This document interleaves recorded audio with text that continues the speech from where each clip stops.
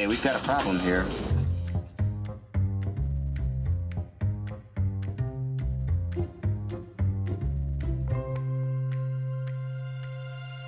So, what's the plan?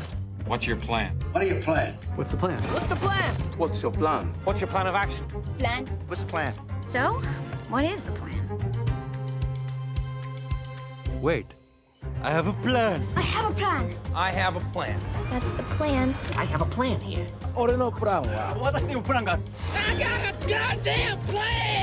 This plan's gonna work. Master Plan, Phase 1, Side A.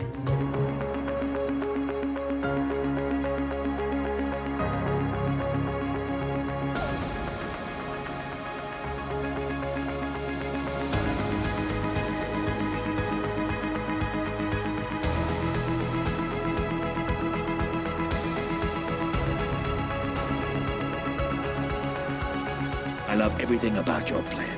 भाई इससे कहते हैं planning. What's it say? Well, it says, I love it when a plan comes together.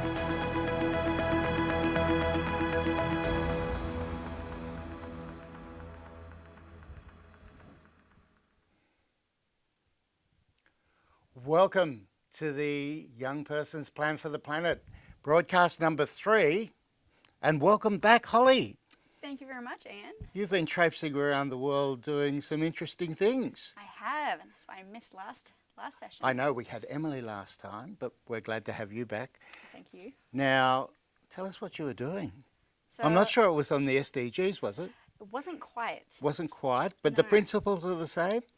I guess we could apply them that way, yeah. Could we? Could we? So what were you doing? So I was over in New Zealand representing the Australian under-24 women's ultimate frisbee team. Frisbee. Yeah.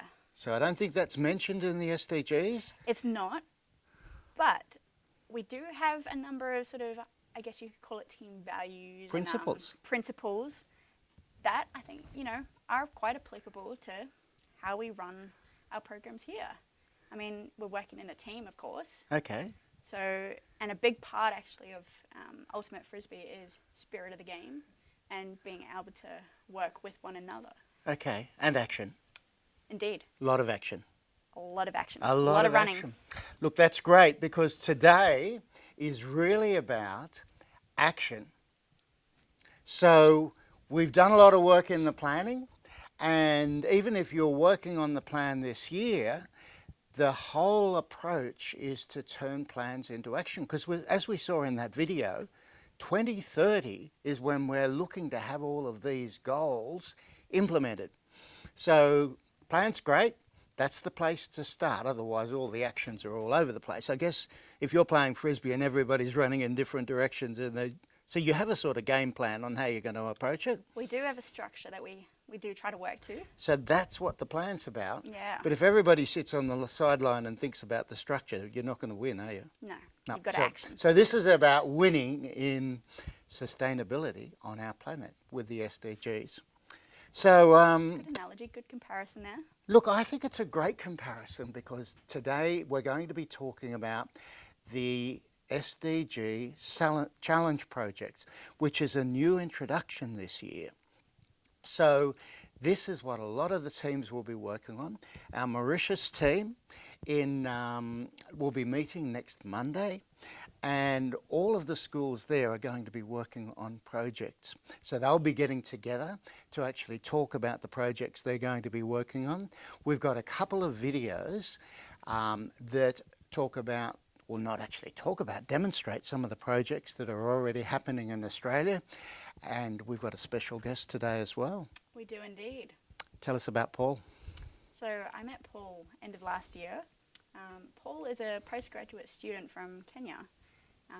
He's blind, and so part of our discussion today is going to be on accessibility and applying that to the SDGs and seeing how Paul has been able to navigate some of his different initiatives that he wants to work on. So he's putting projects together in Kenya? He is. Absolutely, Yeah. fantastic. And my guess is, because I had a little chat to Paul just before we started, and my guess is some of our schools in Australia, if they want to get involved in projects overseas could actually assist Paul in the work he's doing there. Absolutely. I think Paul would love that. At the moment, it's definitely a matter of more hands make life work. Teamwork. Exactly. Perfect. So let's kick off. First of all, as usual, we start out with an acknowledgement to country. You know, the thing I discovered as I've been going through all of this, that there's a fantastic parallel between the heritage we have in Australia and the care that our Indigenous and First Nations people in Australia have been conducting for over 65,000 years, and how we need to move forward with care for the planet. Absolutely. So I just wanted to acknowledge all of that fantastic work that's happening and continuing to happen, and also thinking about the future, how what we really need to be doing is starting to think about how we care for the planet. So in another 65,000 years, we'll be sitting, well, we won't be, but somebody else will be sitting here saying, you know, those students and those teams, they really got it together in actually turning things around so that our whole focus is care for the planet. So we have a wonderful history and heritage with our First Nations people, and we'd like to acknowledge that for starters. So let's just talk about what we're going to be doing today, because we've got a pretty action-packed session. We do. First of all, welcome to all our students in Australia, Mauritius, India and Singapore. So we're really starting to expand our countries now. We're going to have a talk from Professor Heather Robson. Now, this is a talk that Heather gave actually at the beginning of the whole program about making a difference. And she's going to be telling us a little bit about a guy called Felix in Germany and how he got involved in a project and the impact that's had. Fantastic. We're then going to start to talk about how you as students can turn your plans into action with the SDG Challenge projects. Now, we make that easy for you, as we did with the planning process, and so there's a whole framework that you can access on the web, and we'll explain how to access that and how that actually works in helping you design and deliver your projects. We're then going to have a couple of projects from the Shenton team who are working on these last year, so you can see how this turns into action. And then we're going to be talking to Paul about what he's doing in Kenya. So that's going to keep us busy. Looking forward to it though. Absolutely. So let's start out with two things. One is a message from Brian Schmidt, who's a Nobel laureate and the VC of ANU. And I just wanted to emphasize this because Brian, who has achieved all of that, comes back to the key point that you as youth are the designers and implementers of our sustainable future Earth. And that's why the Australian National University, Questacon, Future Earth, and so many other organisations have got behind this and behind you. And now it's about designing and implementing that. So that's the first thing. The second thing we're going to do is hear from Professor Heather Robson. And she's going to tell us a little bit about a guy called Felix in Germany and what he actually did with one of his projects. Welcome to part 2. In part 2, I'd like to talk to you about how we want to maximize the impact of your plan. In this section, I'd like to talk to you about 2 case studies in particular. The first one is about a boy named Felix from Germany, and the second one is a case study by Jason Clay from the World Wildlife Fund. So let's start with Felix. I'm not sure if you've been following social media, but if you have, a few weeks ago, National Geographic ran a story with the title, Teenager on Track to Plant a Trillion Trees, and it's all about a boy named Felix Finkbeiner from Germany. Felix was actually interviewed, and in one of the interviews he said, we as children understand that we cannot trust that adults alone will save our future. We have to take our future in our own hands. So I want to tell you a little bit about Felix's story, just so you can understand the potential that you also have as a high school student in making a change in the world. So in 2007, Felix was given a school assignment. He was in the 4th grade, 9 years old. Felix's favorite animal at the time, as I am told, were polar bears. So he began to investigate what sorts of things were impacting on polar bears, and in particular climate change. And as he went through, he discovered the work of a woman in Kenya who actually went through and won a Nobel Prize for planting trees. So in Felix's assignment, he decided, I can do something like that, and he challenged Germany to plant 1 million trees in the country. Fast forward to 2011. Felix's story and inspirations caught hold. He's in front of the United Nations giving a speech at the age of 13. Germany has already accomplished its goal and planted 1 million trees. Felix has launched his environmental movement called Plant for the Planet. They've designed a website, and they have a full-time employee.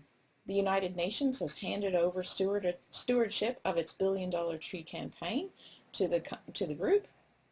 Fast forward again to 2017, Felix is now 19, and he's being heralded or revealed as one of the world's top 20 most influential environmentalist and green power activists. 14 billion trees have been planted in 130 different nations. And now there's a new goal, 1 trillion trees, which is about 150 for every person on Earth. So why am I telling you about Felix? I think it's important to understand Felix was not a freak of nature. A lot of students, when they see these sorts of things, go, oh, well, he's really different than me. I can't do something like that. Felix was inspirational and is inspirational and articulate and very good at both. But what he was proposing is not rocket science. He had a passion and a drive. But the most important thing, and this is the thing that I'd ask you to do when you put your plans together, he called people to action, to do something. He wanted them to do something. So many of the students that I've been working with here at Pimlico, I've been working with some of you since prep, grade 1, grade 2. I know that there are ones amongst you that are just as smart, just as inspiring. You are amazing speakers and grand thinkers. So what I want you to imagine as you go through this part now is imagine what your recommendations can do if you implement them at scale. So I'd like you to concentrate on the whole package. In most cases, a lot of the information that you're getting for your plan, your information and your data, it's not novel, but your recommendations and your call to action might be new. Can you think, as you're putting all of these things together, can you think about problems in a new way? Can you clearly communicate and articulate your message? So once you have this plan, how do we actually communicate that and get that out there to the world? Isn't that inspiring? Absolutely amazing. And do you know who that actually also reminds me of? There's this young Swedish activist, Exactly. Greta Thunberg, Exactly. who's been instrumental in mobilizing young people across the globe to fight for policymakers to actually do something about climate change. Climate change, yeah. So and we've seen all of the activism in Australia and all over the world by young people demanding change. Yeah. Pretty exciting. So let's talk about, just briefly now, how you can take your ideas from the planning process and turn that into action. So as we did with the plan, let's just have a look at that next slide, because what it's got is our plan process.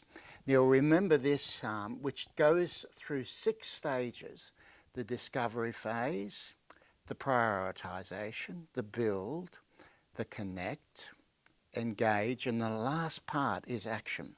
So in building your plan, now if you're not working specifically or you're working on your team last year's plan, you can take that and look for the ideas to develop your action plan. Or if you're building your plan this year, you have the opportunity to then turn that into action projects.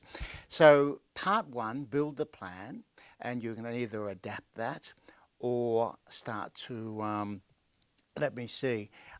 build that yourselves. So the planning process is use your plan and focus it on your local area, because this is all about making a change with the people and in the area that you're working in.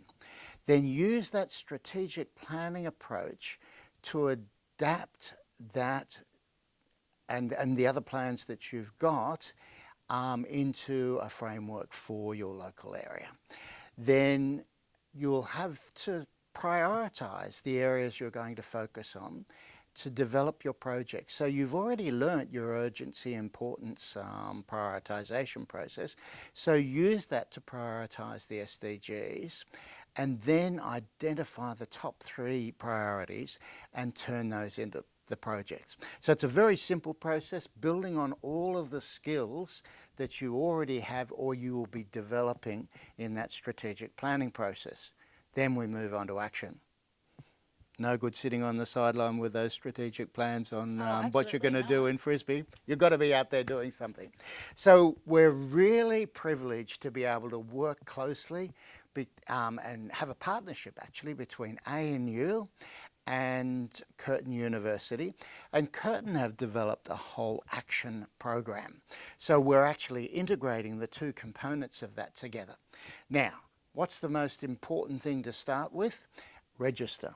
So all of the schools will have a registration spreadsheet where you put your email in.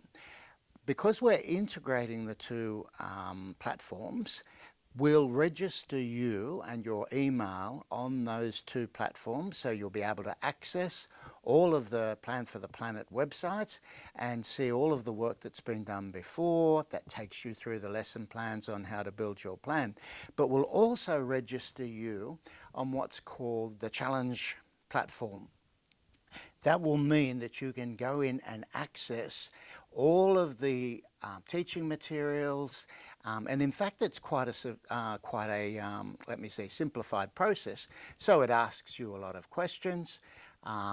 When you go into that site, you'll see a number of different programs. You're going into the Challenge one, which is over there on the left-hand side, and that will then take you into a series of a series of frameworks where you start to build your team, because this is all about teamwork. So again, no point rushing out there and all going in different directions. So that's why the planning process is so important, because all of our projects will link back to our overall plan for the SDGs, both at a country level, at a regional level, but also at an international level. And then you start to design your particular plan. And what that will do will take you through the stages of thinking about what it takes to actually design a plan. If we go back to that slide before, what we'll see is the balance of the planet. That's the actual program that takes you through step by step. What's the title of your plan? What role are your various team members going to take in developing that? Because this is very much about teamwork. And then how are you going to, what are your objectives going to be? How are you going to build it out? Now there's a couple of ways you can do that. You can do a very extensive plan, or you can do what the Shenton team have done, and they do a high-level plan, then they do a video, and then they make it happen. So it's a fairly comprehensive process. It's very simple. Once you're registered, and so all you need to do is send in that spreadsheet. We'll register you, so that comes from your school. So we have all of the students, we load that up. You'll get a secure invitation to come and join the 2 websites. You set your personal secure password, so everything is secure, and then you'll get a note to say, come and join the website, and then you can work with your team to register your team, register your project, and start to build it, and start to build your video of what it's like, so that you'll then be able to share that with other students. So we've got 2 of the videos that have been prepared by our Shenton team, who actually did this last year. So I'm going to suggest what we do is have a look at the first one of those, and then we have a chat to Paul about what he's actually doing over in Kenya. So let's have a look at one of the first projects that's already happening over in Western Australia with Shenton College.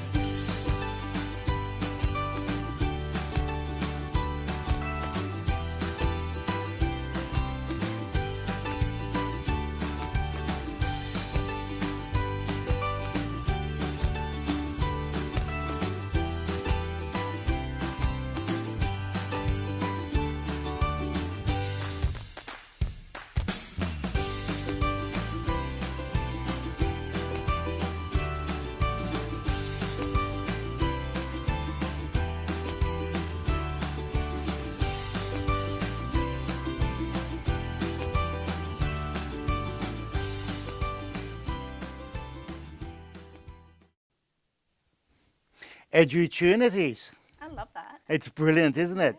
And Paul, welcome to Young Person's Plan for the Planet. Thank you very much. You've just come across from Kenya. Yes, I'm currently here on a scholarship. I'm studying public policy at the Australian National University, and it's a great experience to be around here.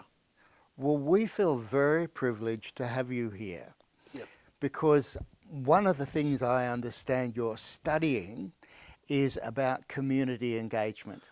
Yes, it's whereby we want to learn, I've learned how to ensure that citizens are engaged and also the people who are on the ground are able to participate in the decision making and also the policy making processes. And this is one way of achieving the development and not leaving anyone behind. Absolutely. Now, you know what? We've got about 1,000 students now across the world. Wow. Who are experts at engaging. Wow, that's very great. It is fantastic. And we've got students now in Australia, in Mauritius. They're all meeting next week to talk about projects, in India and in Singapore. Wow. And we've already started some discussions with your team or your teams in Kenya about involving students over there as well. And it's all about engagement and about planning and getting active in putting a sustainable future together. And as you said, sustainable development, all about community engagement. And not leaving anyone behind in and terms not of the leaving anyone behind. And this is one way of also ensuring that participation is there and also reducing the inequalities which people face within the spheres of life, whether it is political, social or cultural issues. And I guess you've experienced some of that sense of inequality, Paul? Yes, of great in terms of service delivery in our country, Kenya. Persons with abilities don't get necessary support in terms of service delivery, whether it is in education, or whether it is accessing different assistive devices. And this one is one of the major area whereby through friends and networking here, I've started a project on reducing the white cane famine in Kenya, whereby most persons who are blind and vision impaired persons don't own a basic tool like a white cane, which could enable them to get mobile or independent to participate in the community setup. So I see you've got a white cane here. Yes. Okay, so where did you get your white cane? My white cane is, I got it from Vision Australia. Okay, so when you came over when here. I came here, because what I had was not a proper white cane before. Right. And you find that here they give you quality white cane and according to the quality and standard which fits you very well. Okay. And it has really enabled me, because I was trained also on mobility and orientation, Right. to be independent in terms of movement. And these skills are what I want to go and give back to the society with support of friends and people. I believe that we can reach out to many other people so that more people can get engaged within the community. There are many visually impaired persons or in the world who don't access this basic tool. So when others are talking about other bigger things, us, we are not accessing the basic tool of walking or enabling me to participate in the community. That's really interesting, Paul. So, Yeah. so what you've taken, what's happened is you've come over here to study. Yes. You've discovered a tool Yes. that makes a tremendous difference to your sense of being able to participate. Yes. And so this is all about the equality goal, isn't it? With Yes. the Sustainable Development Goals. But you're going to take that now Yes. and turn that into a project back in Kenya. Yes, I'm going to take that one as a project in Kenya. And it's a way of where I've planned to engage different people or even students who are willing to support the initiatives. So that students in Australia and Mauritius and India and even Singapore, and in Singapore case one as would well. like to promote another blind person to be independent, they can get to us so that we can enable more blind and vision impaired persons to get this basic tool. One of it, when I was getting it from Vision Australia, it costed $100. Right. So you can imagine, Kenya, we don't produce such. We don't have these tools. We have to import them. Okay. And at the end of the day, what I've learned here, once you are able to get a proper white cane, you are able to participate in the community in different activities and just socialize like any other individual. And I believe that if we are able to empower the blind and vision impaired persons in Kenya, it will be of great help. Plus also the training skills which I've gained here, I'll go and pass it on to other people so that they can also know how to use it, not just to have it, but to know how to utilize it. Of course. Because it's very important when you have something, you use it in the maximum way. Exactly, exactly. And you've been involved in developing some other projects in Kenya as well. Could you tell us a little bit about some of those? Yes, I've been engaged in terms of enabling persons with different disabilities to access job opportunities. Okay. Whereby I used to link partners or persons who are disabled to different organizations to get internship or even job opportunities. Although it has not been a smooth ride, because not all employers have yet embraced the inclusivity of such things. So I'm intending to plan further with the fellow people to take it further in terms of having a center of excellence, whereby I would like to have assistive devices so that we can empower information access, because many persons with disabilities don't get access to information where opportunities are. So when we have a center of excellence, it will promote where they can come and check information, they can come to know how to write their CVs, career guidance, issues of learning technology. Because basically here in Australia, I think I've become over-empowered in terms of technology. And I look forward towards having the small equipment which I have to go and spread the same message. Okay. And also make an appeal in case one has those devices they're not using, they can send over so that we can help many more people to access information.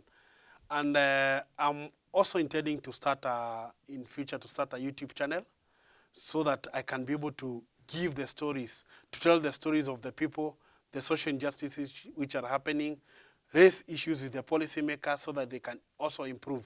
So I look forward to get support of maybe getting proper equipment, studio equipment, which can enable me to do such work with the people so that at the end of the day, you can be able to know what is happening in Kenya or different parts of Kenya and East Africa, and information so that you can know how to support or even enjoy what is happening, because there are also good things with those people who are empowered or those who have been able to overcome the barriers of inclusion.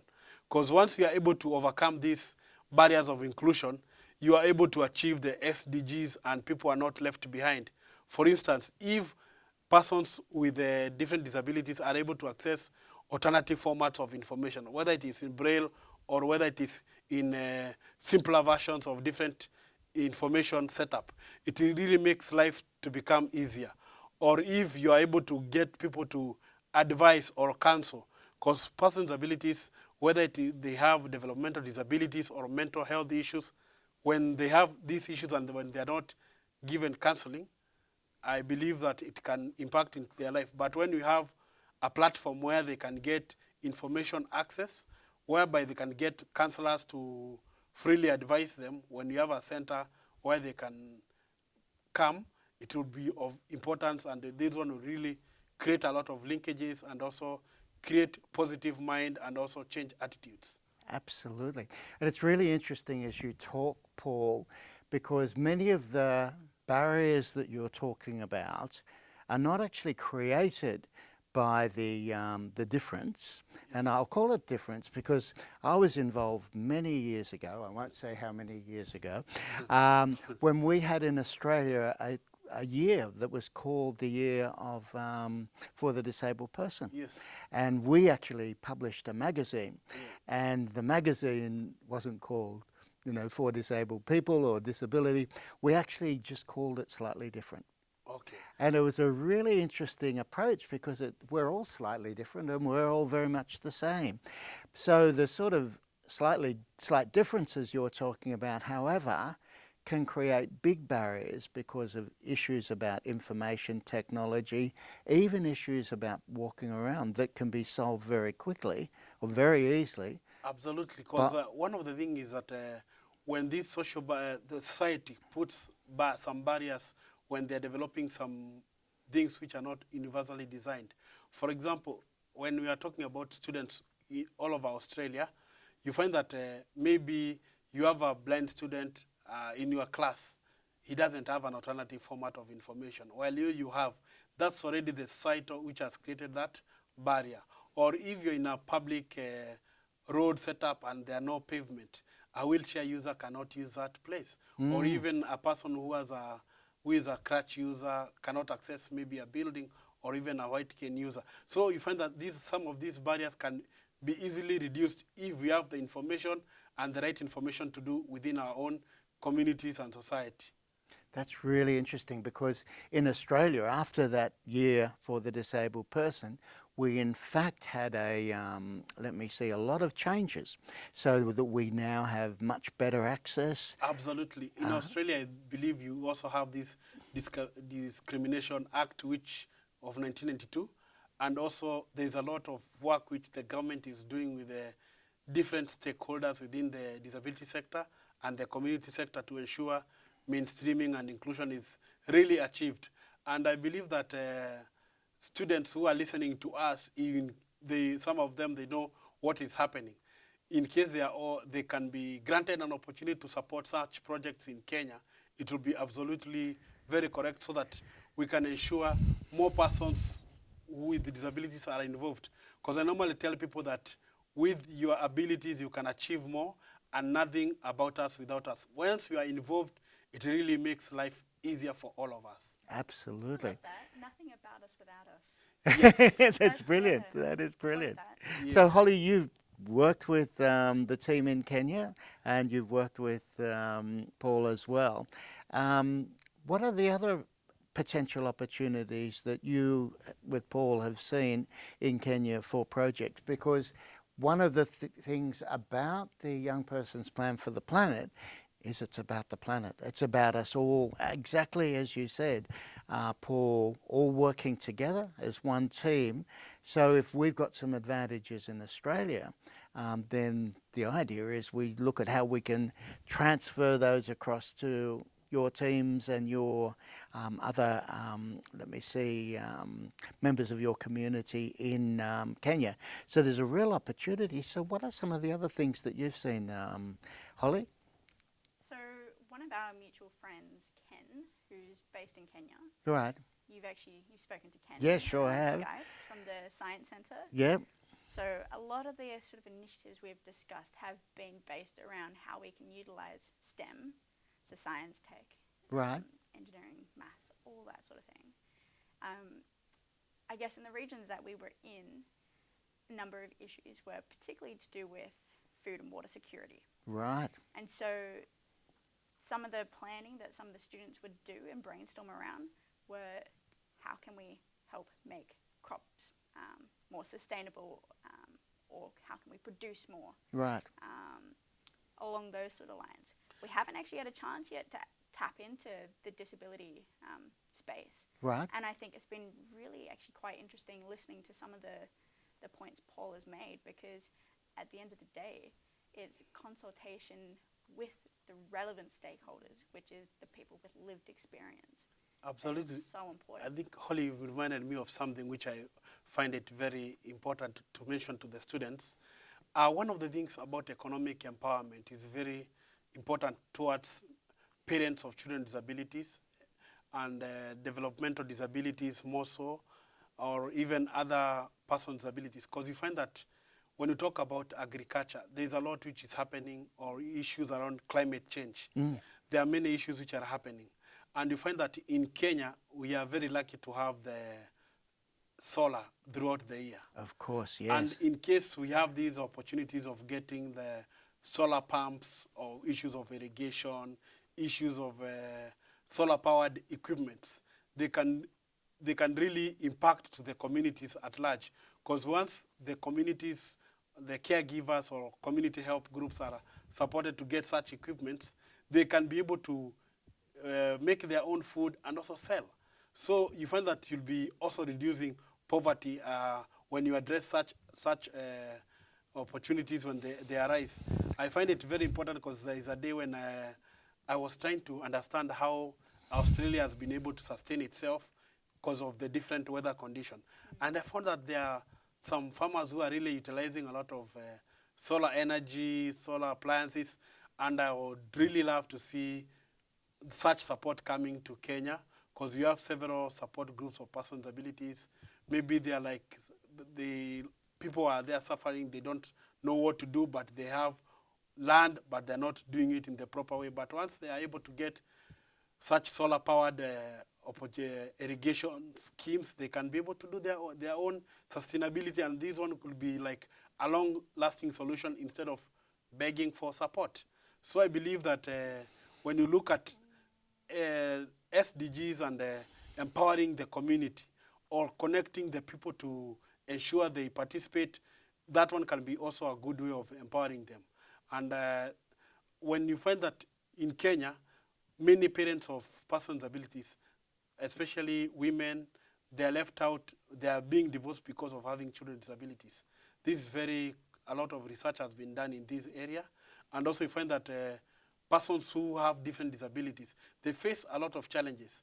And in case we are able to empower them to solve these problems, or whether it is through agriculture, or I can also give an example. I shared issues with young innovators in Kenya about climate change. We are talking about the plastics being banned. So we are trying to seek solutions on how we can also bring friendly straws for persons with abilities. So this friend of mine, we discussed, and then she has innovated bamboo straws. Okay, brilliant. So I believe that if we can also engage you guys here to bring these straws into Australia, instead of having the plastic, which is also being banned in Australia, we can promote this business, and also they can impact the lives of young Kenyans who are becoming innovative in terms of finding solutions to our own world climate change.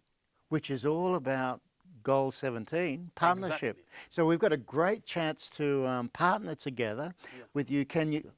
So I'd like to invite you, Paul, to actually join the Young Persons Plan for the Planet, to be part of this. Yes. And as Holly has said, we've already linked up with Ken, who's part of the Science Centre. Yes. And I think a lot of our students would be very, very excited to actually work with you. We're going to have to now move on to our next section, but we'd like to thank you, Paul, for joining us today and sharing those insights, because equality is about accessing so many things, whether it's just the basics of being able to walk down the street, to solar power, to information technology. And I think that's very insightful. And we have a lot of capabilities here in Australia that we can share with yourselves in Kenya, and the same in Singapore, the same in India, and the same in Mauritius. But as you said, there's a lot of capabilities like bamboo straws that if we work together, we can potentially impact not only the environment, but also economically. So that's been incredibly helpful. Paul, thank you so much for joining us today. What we're going to look at now is another video from our Shenton team about how they took a project and turned it, and this is about health, and actually turned this into something very practical for their students. Thanks.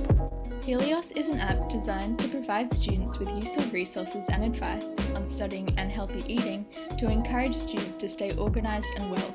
The Helios team aims to ultimately help improve the state of Shenton College students' mental and physical health by providing them with necessary digital resources that will benefit them.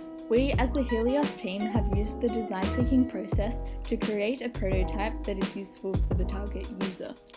After interviewing numerous students, the Helios team discovered that almost 90% of students wanted to be more organised, and that being unorganised for schoolwork was one of the leading causes of stress for students. With this information in mind, we started thinking and ideating for solutions of our defined problem of how might we improve Shenton College students' mental well-being by providing them with the appropriate resources in order to make ideal study and dietary choices while also encouraging fundamental organisational skills. From here, the Helios team came up with the idea of creating an app designed for students that would provide them with easy access to advice from the Helios community, along with study tips and tools for their own personal use. Helios includes many useful features that will help to improve student mental and physical health by limiting stress from their school and home life.